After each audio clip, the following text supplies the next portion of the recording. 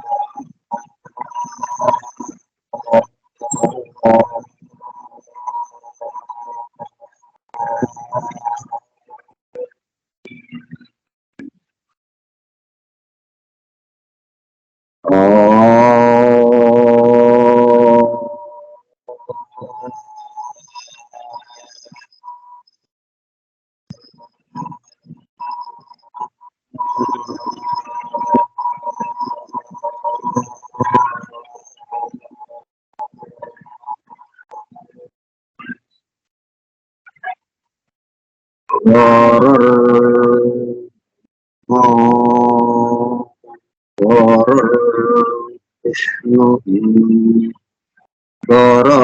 గురుర్దేవో మహేశ్వరః గురుస్సాక్షాత్ పరం బ్రహ్మ తస్మై శ్రీ గురవే నమః.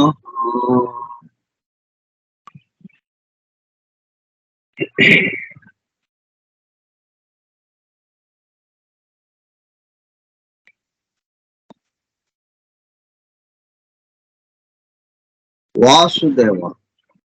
హల్లెలూయా. The hidden wisdom in the Holy Bible. నిగూఢముగా రహస్యముగా దాగి ఉన్న దైవమే పరిశుద్ధ బైబిల్ గ్రంథం.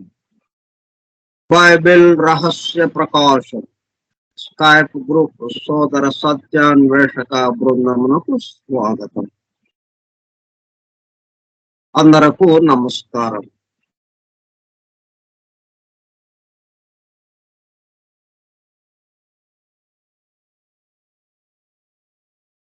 ప్రస్తుతం మనం ప్రిపరేషన్ సంసిద్ధత గురించి, దీంట్లో నిగూఢముగా రహస్యముగా దాగి ఉన్న దైవము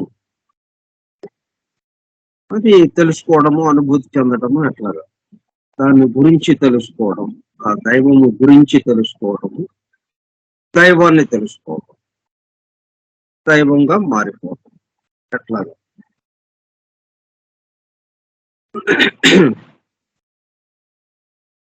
మనం ఏదైనా బజార్కి వెళ్ళాలి, మార్కెట్కి వెళ్ళాలి అంటే అసలు ఏం వస్తువులు కావాలో ముందు మన దగ్గర లిస్ట్ రెడీగా ఉంటుంది, ఏమేమి కావాలి. ఎందుకంటే ఏ వస్తువు కావాలో దానికి తగిన విధంగా అవి దొరికే చోటకు వెళ్తాం.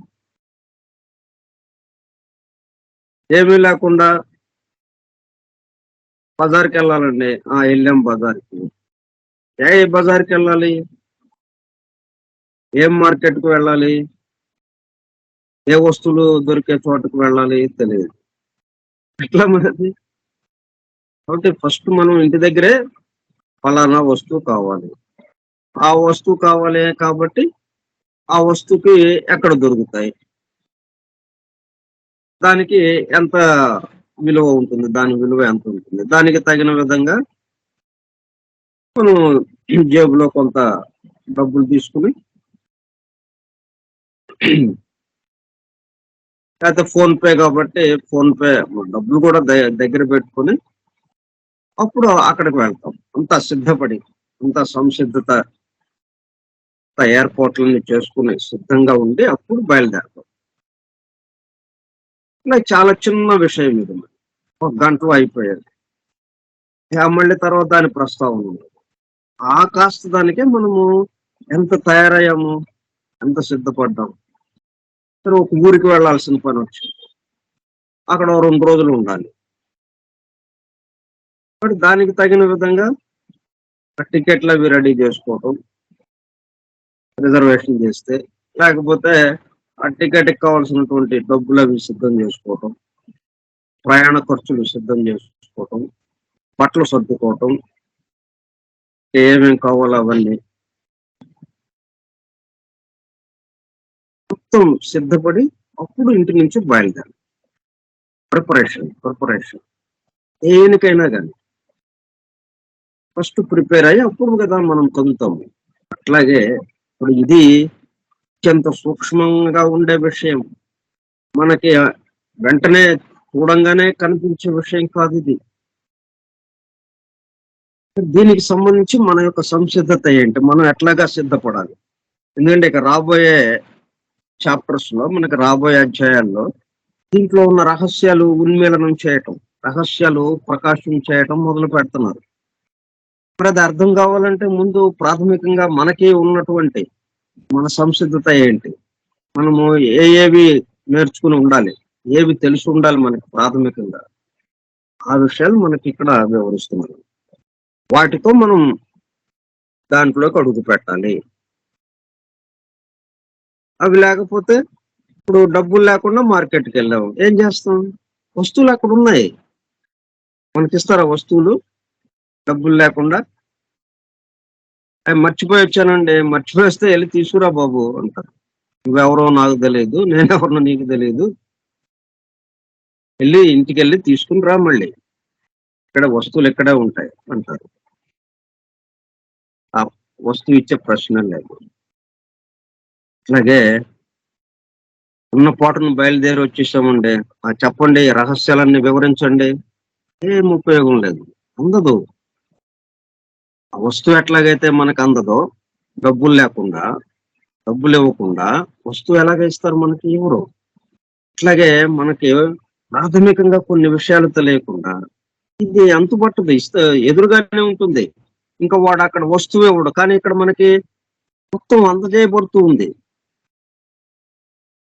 ఫ్రీగా, ఉచితంగా ఏమి ఖరీదు పెట్టాల్సిన పని లేకుండా.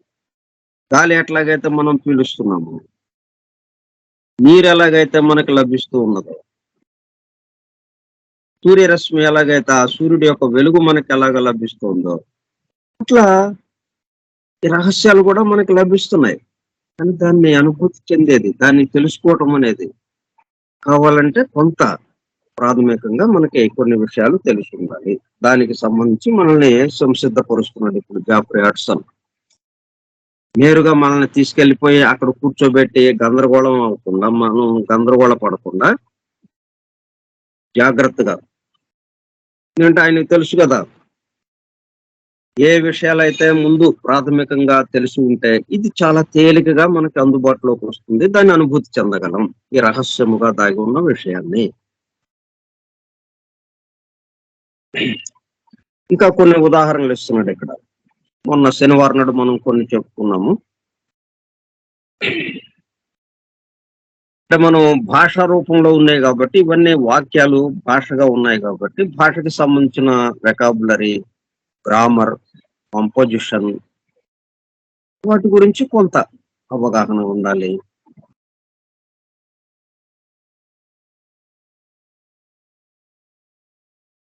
మరి ఇంకా ఏం కావాలి మనకి? ఇన్ ఆర్ట్ ఒక ఉదాహరణ చెప్తున్నాడు మనకి. ఇన్ ఆర్ట్ మనము కళల్లోకి వెళ్ళామనుకోండి. చిత్రలేఖనము గాని, నృత్యము గాని, ఇట్లా ఇవి కళలు ఉన్నాయి కదా! In art some training in appreciation is necessary in order to enjoy and understand a great picture and receive the artist's message.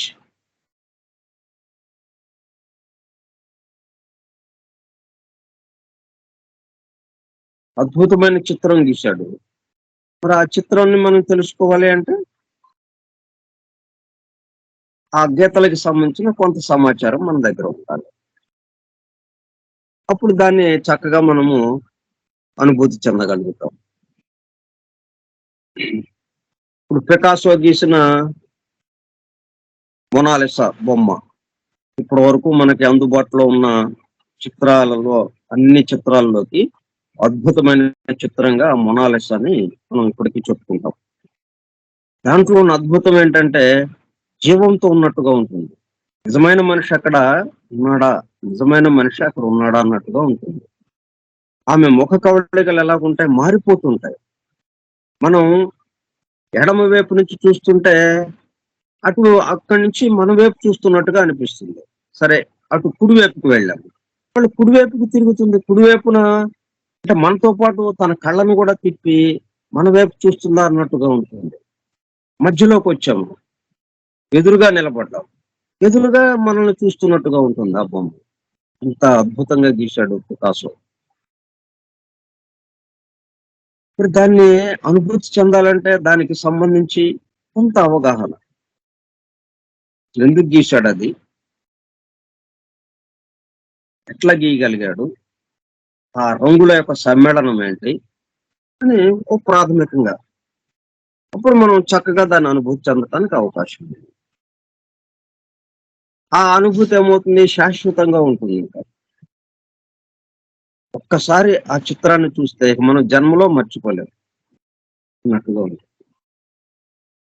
ఎందుకని? మనం ప్రాథమికంగా కొన్ని విషయాలు మన దగ్గర ఉన్నాయి కాబట్టి దాన్ని పూర్తిగా అనుభూతి చెందగలిగాం. కాబట్టి అది మనకి మన మీద ముద్ర వేసింది. చక్కటి ముద్ర అది. అది అలా జీవితాంతం గుర్తుండిపోతుంది. అదే మనకు ప్రాథమికంగా దాని విషయాలకి సంబంధించి ఏమీ లేదనుకోండి మన దగ్గర. ఓకే. రోడ్డు మీద వెళ్తూ ఏంటో ఇక్కడ ఆర్ట్ గ్యాలరీ అంట. ఏదో ప్రదర్శన పెట్టారు. చిత్రాలు అన్నీ చిత్రలేఖనానికి సంబంధించిన చిత్రాలని చిత్రలేఖకుడు ఆర్టిస్ట్ వేసినటువంటి చిత్రాలని అక్కడ ఏదో ప్రదర్శనకి పెట్టారు అని చెప్పి ఏదో చూద్దామని లోపలికి వెళ్ళాము. అందుకే చూసాం ఏదో బొమ్మలు చేత్తో గీసినవి. ఇంతేనా అన్నట్టుగా చూసాం, బయటకు వచ్చాం. అయిపోయింది. ఏం ప్రభావం చూపించలేం మన మీద. ఎందుకంటే ప్రాథమికంగా మన దగ్గర వ్యాపారం లేదు. మన జేబులో డబ్బులు లేవు. అక్కడ వస్తువు మనకి ఇవ్వరు కదా. అట్లాగనమాట. Preparation and experience are needed in order to open the eyes and prepare the mind. ఎందుకు మరి ఇదంతా అవసరము అని అంటే ప్రిపరేషన్ అండ్ ఎక్స్పీరియన్స్, సంసిద్ధత, గ్రహించడానికి తీసుకోవడానికి కావలసినటువంటి సంసిద్ధత, అలాగే అనుభూతి చెందటానికి కావలసినటువంటి మనస్సు నీడెడ్. అది అవసరం, చాలా అవసరం అది. To open the eyes and prepare the mind. కళ్ళు మనకి ఎంతవరకు చూపిస్తున్నాయి? భౌతికంగా రూప జగత్తు వరకే, ఆ రూపం వరకే మనకి చూపిస్తూ ఉంది. దాంట్లో ఉన్న జీవాన్ని మనము చూడలేకపోతున్నాము, అనుభూతి చెందలేకపోతున్నాము. కళ్ళు మరింత ఉప్పరాలి. చూచే దృష్టి మరింత లోతుకు వెళ్ళాలి. ఈ కళ్ళతోనే లెడ్ బీటరు, బెసెంట్ ఏ కళ్ళతో చూశారు? వాళ్ళకున్న కళ్ళతోనే. ఆ రూపంలో దాగి ఉన్నటువంటి విషయాలన్నీ సినిమాలాగా కనిపించిన వాళ్ళకి చిత్రాల్లాగా దృశ్యమానంగా దర్శనం ఇచ్చింది. ఆ కళ్ళతోనే చూశారు.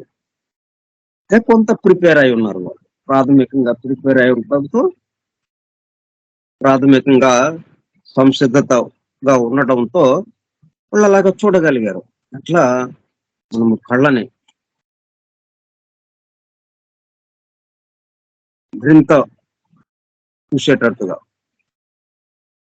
మరింత తీక్షణమైనటువంటి దృష్టి మనము పెంపొందించుకోవాల్సిన అవసరం ఉంది. This is true also of music. ఒక ఆర్ట్ అనే కాదు, కళలకి సంబంధించి ఏదైనా కానీ, కళలనే కాదు ఏదైనా మనం చెప్పుకున్నాం కదా.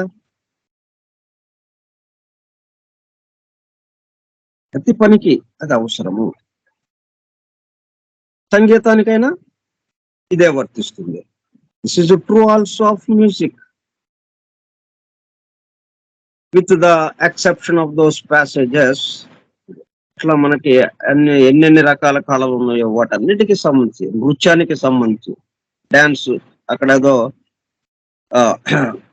నృత్య రూపకంగా ఏదో వేస్తున్నారు, ఒక ప్రోగ్రామ్ పెట్టారు అక్కడ అని అంటే వెళ్ళాము. అక్కడ ఏదో చేతులు కాళ్ళు తిప్పుతున్నారు అంతే. గెంతు గెంతినట్టు ఉంది. అటు తిరుగుతున్నారు, ఇటు తిరుగుతున్నారు. అంతే. ఆ చేతులు, మొఖాలు తల అదంతా తిప్పడం, కాళ్ళు అటు ఇటు తిప్పడం అయిపోయింది. ఏం అర్థం కాలేదు. కానీ దానికి సంబంధించి భావాలని ఎలాగా వెలిబుచ్చుతున్నారు? చేతుల యొక్క కదలికతో నమస్కార ముద్ర అన్నప్పుడు చేతుల్ని ఎలాగా తీసుకొచ్చారు? ఈ మొత్తం విశాల విశ్వం గురించి వివరించాల్సిన అవసరం వచ్చినప్పుడు, అక్కడ వివరిస్తున్నటువంటి పాట జరుగుతున్నప్పుడు, దానికి చేతులు ఎలాగా పెట్టారు? ఇట్లాగా ముఖ కవళికలు ఎలాగా పెట్టారు? కాళ్ళు ఎట్లాగా ఆ భంగిమలన్నీ వాటికి సంబంధించి ప్రాథమికంగా కొన్ని విషయాలు మనకి తెలిసుంటే, దాన్ని ఆనందించగలుగుతాం మనం. దాంట్లోని లోతులు మనకి చక్కగా కనిపిస్తూ ఉంటాయి. దాన్ని అనుభూతి చెందగలుగుతాం. మన కళ్ళు చక్కగా చూడగలుగుతాయి. కళ్ళు విప్పారినట్టుగా ఎప్పుడవుతుంది? మనం సంసిద్ధతగా ఉన్నాం. అదే కళ్ళతో మనం ఎంతో చక్కగా మరి ఒక పెద్ద ఆర్టిస్ట్ ఉంటాడు. ఇంకొక ఆర్టిస్ట్ ఎవరో అక్కడ నృత్యం చేస్తూ ఉంటాడు. ఇతనికి ఎలా చూస్తుంటాడు ఇతను? మరి అతని కళ్ళు మామూలు కళ్ళే కదా! మనలాంటి కళ్ళే కదా అతనికి కూడా ఉన్నాయి. మనలాంటి చెవులే కదా అతనికి కూడా ఉన్నాయి. కానీ ఎలాగా వింటాడు? ఎలా చూస్తాడు? రసాస్వాదన చేస్తూ రసానుభూతిలోకి వెళ్ళిపోతాడు. ఈ లోకంలో ఇక్కడ లేడు అన్నట్టుగా అయిపోతుంది అది. మనిషి ఇక్కడే ఉన్నాడు గాని ఇక్కడ లేడు మనిషి. అనుభూతిలోకి వెళ్ళిపోయాడు. ఏదో పారవశ్య స్థితిలోకి వెళ్ళిపోయాడు. అంటే పూర్తిగా దాన్ని ఆస్వాదించగలుగుతున్నాడు అతను. ఇట్లా మనము సిద్ధంగా ఉంటే ఈ రహస్యాలను ఈ మనం లిటరరీ రీడింగ్ ఏదైతే ఉందో ఈ మామూలు భాషకి సంబంధించినటువంటి వాక్యాలు ఏవైతే ఉన్నాయో వాడుక భాషకి సంబంధించినటువంటి వాక్యాలే కదా మనం ఇక్కడ చూస్తున్నాము. ఆ వాక్యాల్లో నుంచి అంతర్లీనంగా నిగూఢంగా రహస్యముగా దాగి ఉన్నది ఏదైతే ఉందో వెలుగుని మనం చూడగలుగుతాం. దాన్ని అనుభూతి చెందగలుగుతాం. ఇట్లా దేనికైనా కానీ ఇదే పద్ధతి. This is true also of music, with the exception of those passages, perhaps the slow movements, which can be readily enjoyed. A great symphony can at first hearing be difficult to comprehend. అలాగే సంగీతానికి వచ్చాము. సంగీతానికి వస్తే symphony ఉంటుంది. అన్ని రకాల వాయిద్యాలు అక్కడ ఉంటాయి. అన్ని రకాల వాయిద్యాల మీద ఒకే శబ్దం వచ్చేటట్టుగా ఇన్ని వాయిద్యాలు వాయిస్తున్నారు అన్నట్టు ఉండదు మనకి. ఒక వాయిద్యంతోనే ఈ శబ్దం వస్తుందా అన్నట్టుగా ఉంటుంది అనమాట. అది సింఫనీ అంటే. మనం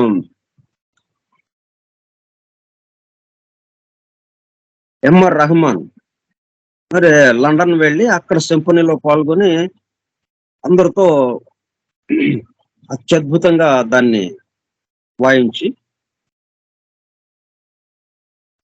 ఆ పాట పాడి చక్కగా వాళ్ళందరి యొక్క ప్రశంసల్ని పొందాడు ఎంఆర్ రెహమాన్. సింఫనీ అంటారు దాన్ని. అంటే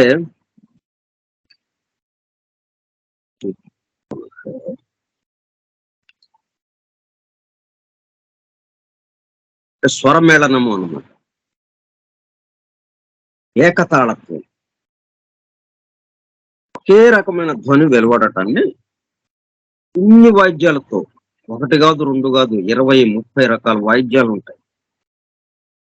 అన్నిటి నుంచి సుశ్రావ్యంగా ఏ శబ్దం అలా వస్తూ ఉంటుంది. ఈ సృష్టి అంతటికి మొట్టమొదటగా ఉన్న శబ్దం ఒకే ఒక శబ్దం అని ఏదైతే అంటున్నామో ఓంకారం అని. సైంటిస్టులు కూడా దాన్ని ధృవీకరించారు. ఎక్కడికి వెళ్ళినా గానీ ఓంకారం వినిపిస్తూనే ఉంది. ఎక్కడ రికార్డు చేసినా గానీ ఓంకారం రికార్డు అవుతూనే ఉంది. గోళాల్లో, ఈ అంతరిక్షంలో, ఈ విశాల విశ్వంలో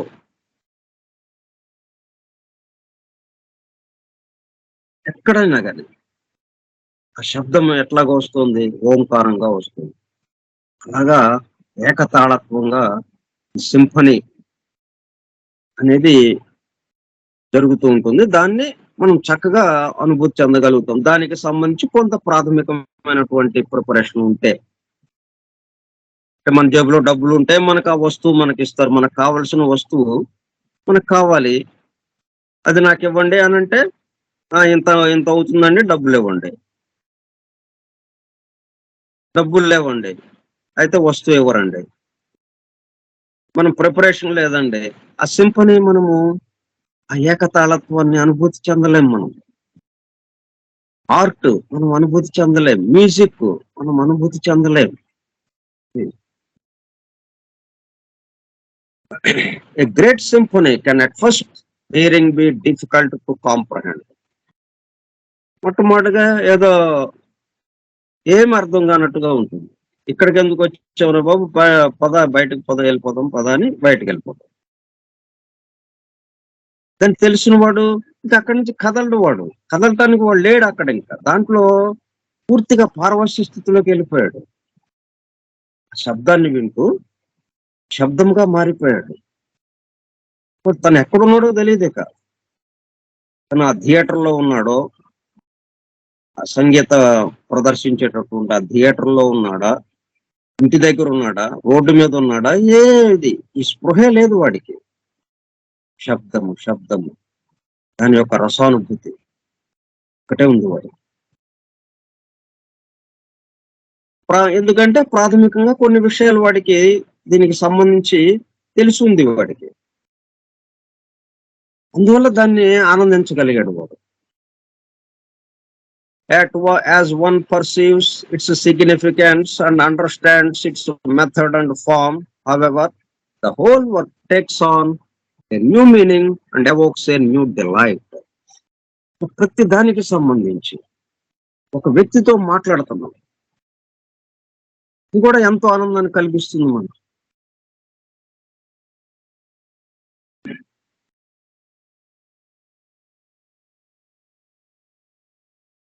ప్రతి విషయం దాని యొక్క సిగ్నిఫికెన్స్ అంటే దాని భావము, తాత్పర్యం, దాని యొక్క ఆవశ్యకత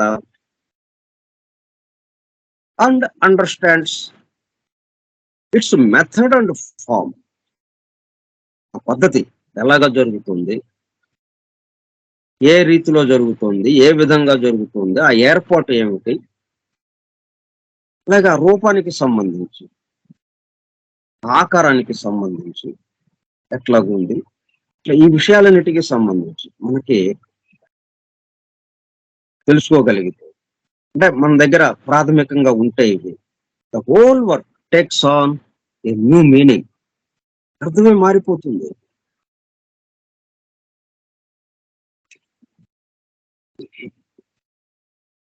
ఈ చిన్న ఉదాహరణే, ఒకడు డబ్బులేసుకుని వెళ్ళాడు, ఒకడు డబ్బులు లేకుండా వెళ్ళాడు. ఇద్దరు వస్తువులు అడిగారు. డబ్బులున్న వాడికి వస్తువు ఇచ్చేశారు. చక్కగా ఆ వస్తువుని తీసుకున్నాడు, ఆనందంగా వెళ్ళిపోయాడు. డబ్బులు లేని వాడికి వస్తువు ఇవ్వలా. అయ్యయ్యో! మళ్ళీ దీనికోసం రావటం అంటే ఏమో వస్తామో రామో ఇంకా. ఏదో అనుకోకుండా వచ్చేసాం ఇక్కడికి. మళ్ళీ ఆ వస్తువు ఉంటుందో ఉండదో తెలియదు. చాలా అత్యంత చాలా తక్కువ వస్తువులుగా ఉండేవవి. ఎప్పుడో గాని రావు. అవి వచ్చిన వెంటనే అయిపోతూ ఉంటాయి. అంత తొందరగా దొరకవు అటువంటి వస్తువు మనకు కావాలి అనుకున్నది. నిరాశతో బయటకు వెళ్ళిపోతాం. ఏం చేస్తాంలే అన్నట్టుగా. అట్లాగే ఈ అనుభూతి ఈ ప్రాథమికంగా మనం ప్రిపేర్ అయి ఉంటే, తయారై ఉంటే, కొన్ని విషయాలు తెలుసుకొని ఉంటే, దానికి సంబంధించిన విషయాలు. ఇదిగో ఆ డబ్బులిచ్చినోడికి ఆ వస్తువు ఎలాగా అందింపబడింది. అట్లా అక్కడ ఉన్నటువంటి సన్నివేశాలు, అక్కడ జరుగుతున్నటువంటిది ఏదైనా గాని, అది నృత్య ప్రదర్శన కావచ్చు, చిత్రలేఖన ప్రదర్శన కావచ్చు, నాటకము కావచ్చు, సినిమా కావచ్చు, ఇట్లా రకరకాలుగా ఏదేదో ఉండొచ్చు. ఏ కార్యక్రమం అయినా కానీ, దానికి సంబంధించినటువంటి ప్రాథమికమైన విషయాలు మన దగ్గర ఉంటే, తెలుసుకొని ఉంటే, దాని యొక్క ఏర్పాటు ఏ రీతిగా అది ఉంటుంది, ఏ పద్ధతిలో అది జరుగుతూ ఉంటుంది, అది ఏం తెలియచేయటానికి ఏవేంటి పద్ధతులు ఉపయోగిస్తారు, వాటి ద్వారా ఏం తెలియచేస్తున్నారు అని ఇటువంటి వాటికి సంబంధించి కొన్ని విషయాలు ప్రాథమికమైనవి. చాలదు. మనమేమి నిపుణత్వంగా మనం డాన్స్ చేయం కదా! డాన్స్‌ని ఆనందించడానికి వెళ్ళాం మనం. మనమేమి సంగీత వాయిద్యాన్నేమి మనము వాయించము గదా! వాయించు ఆ వాయిద్యాన్ని వాయిస్తుంటే వచ్చే సౌండ్‌ని విని మనము ఆనందించడానికి వెళ్ళాము అక్కడికి. ఆ తర్వాత దాంట్లో నిపుణత్వం సంపాదించి ఆ వాయిద్యం వాయిస్తూ ఉండడం అనేది వేరే విషయం. పాటలు పాడటం అనేది వేరే విషయం. ఇప్పుడు త్యాగయ్య, అన్నమయ్య ఇట్లా ఎంతోమంది ఉన్నారు. వాళ్ళు తులసీదాసు పాటలు పాడుతూ, ఆ పాటలతోనే వాళ్ళు ఆ దైవాన్ని చూస్తా దైవానుభూతిలోకి వెళ్ళిపోయారు. ఆ గానంతోనే వాళ్ళు. ఆ మధుర గానంతోనే. అత్యద్భుతమైనటువంటి ఆ గానము వాడి నోటిలో నుంచి వస్తుంటే, ఆ గానామృతంలో వలలాడుతూ ఆ దైవానుభూతిలోకి వెళ్ళిపోయారు వాళ్ళు. విన్నవాళ్ళు గూడా ఎంతో మంది. కాకపోతే అది ఎక్కువ సేపు నిలవలేదు వీళ్ళకి. నేను దానికి సంబంధించిన విషయం లేదు గదా! దానికి సంబంధించిన విషయము ఉంటే అది ఎక్కువ జీవితాంతం గుర్తుండిపోతుందది. ఇట్లాగా ఉంటాయన్నమాట. So, a new meaning and evokes a new delight. దానివల్ల ఏం జరుగుతుంది? ఆ మొత్తం మనం ఏదైతే చూస్తున్నామో దానికి సంబంధించినటువంటి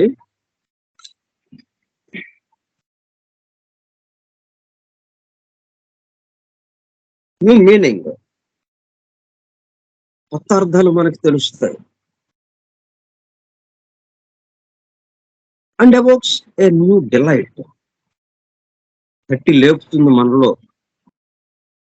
ఎంతో ఉత్సాహం, ఆనందం, ఆనందానుభూతి మనలో పెళ్ళుబుకుతున్నాం.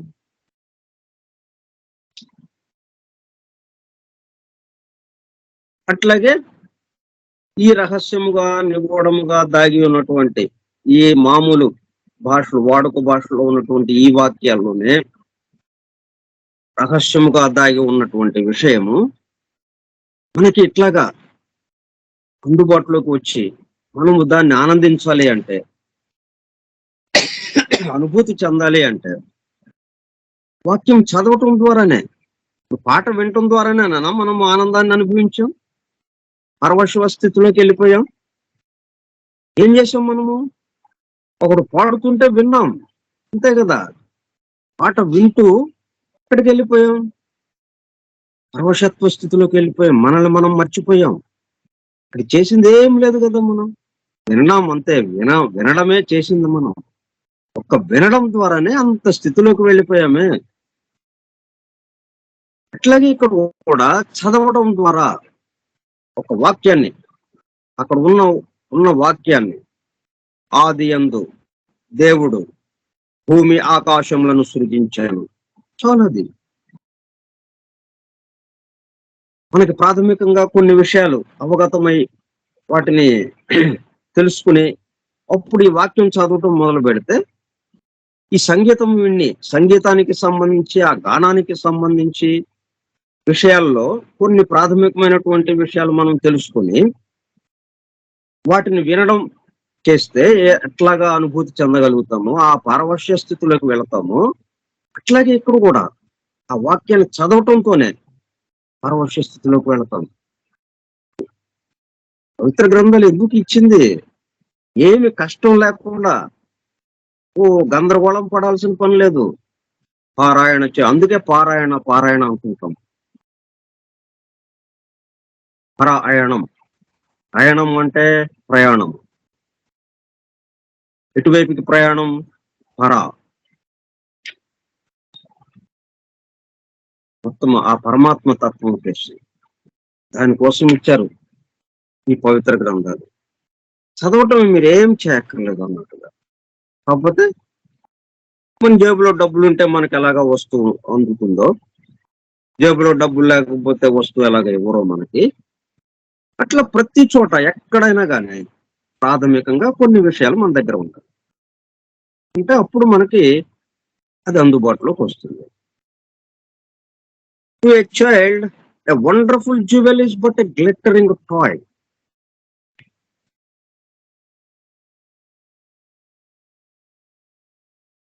సరే పిల్లవాడి దగ్గరికి వెళ్తే మనం, వాడేంటి a wonderful jewel is but a glittering toy.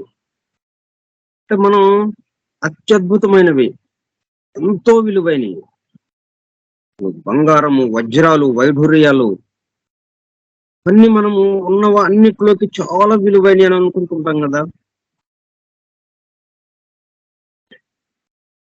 అట్లాగే ఈ గ్రంథంలో ఉన్న విషయం అది చాలా విలువైంది. కానీ ఆ విలువైనది పిల్లవాడికి ఇస్తే ఏం చేస్తాడు వాడు? To a child wonderful jewel, అంటే కోహినూరు వజ్రం. ఇంక ఇప్పటి వరకు ఉన్న వజ్రాలన్నిట్లోకి అత్యంత విలువైనది. ఇప్పటికీ దాని గురించి చెప్పుకుంటూ ఉంటాం. మన దేశం నుంచి ఇంగ్లాండ్ వాళ్ళు తీసుకెళ్ళిపోయారు. లండన్‌లో ఆహ్, మహారాణి యొక్క కిరీటంలో ఉంచారది అని అలాగే ఏదో చెప్పుకుంటుంటాం మనం. అంత విలువైనది. అటువంటి దాన్ని తెచ్చి wonderful jewel but glittering toy. వాడికేంటి ఒక మెరుస్తున్న ఆట బొమ్మ. ఆట వస్తువు అది వాడికి. ఒక పిల్లవాడికి ఒక ఆట వస్తువు వాడికి. అది ఎంతో విలువైంది. దాన్ని ఎట్లాగ ఉపయోగించాలి ఏం తెలీదు వాడికి. తెలియకపోతే ఎట్లా ఉంటుంది? విలువైనయి ఒక ఆట వస్తువులాగా ఉంటుంది. కాసేపు ఆడుకోవటం, ఇసిరి కొట్టటం. లేకపోతే ఏదైనా రాయి తెచ్చి పగలగొట్టటం. అది ఆటలో భాగం. పగలగొడతాడది. అయ్యో! ఇది పగలగొడితే ఇంత విలువైంది. కోట్ల రూపాయలు. కోట్లు, కోట్లు అసలు ఇది దొరకదు మళ్ళీ మనకి. అయ్యో! అని వాడికేముండదు. ఇదొక ఆట బొమ్మ.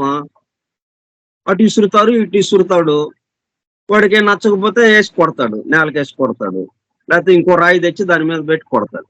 ముక్కలు చేస్తాడు. అంతే వాడికి. ఎందుకని? దాని విలువ తెలియదు వాడికి. ప్రాథమికంగా ఈ విషయాలు లేవు వాడి దగ్గర. మనం కూడా ప్రాథమికంగా విషయాలు లేనప్పుడు ఏమైంది? ఈ పవిత్ర గ్రంథం మన దగ్గర పెట్టినప్పుడు, ఓ చిన్న పిల్లవాడి ఎదురుగా ఒక బ్రహ్మాండమైనటువంటి వజ్రాన్ని పెడితే వాడేం చేశాడో, అట్లా మనం చేస్తున్నాం ఈ పవిత్ర గ్రంథాలని. ఇసురు కొట్టేస్తున్నాం. ఆట బొమ్మలాగా చేసేస్తున్నాం దాన్ని. ఏమాత్రం విలువలేని దానిలాగా చేసేస్తున్నాం. అదనమాట. ఓకే. ఇంకా మిగతా విషయాలు మనం రేపు చెప్పుకుందాం.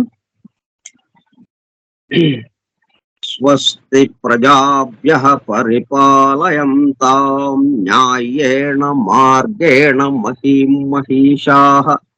ఓ బ్రాహ్మణేభ్యः శుభమస్తు నిత్యం. లోకాः సమస్తాः సుఖినో భవంతు. లోకాः సమస్తాः సుఖినో భవంతు. లోకాः సమస్తాः సుఖినో భవంతు. ఓం శాంతి.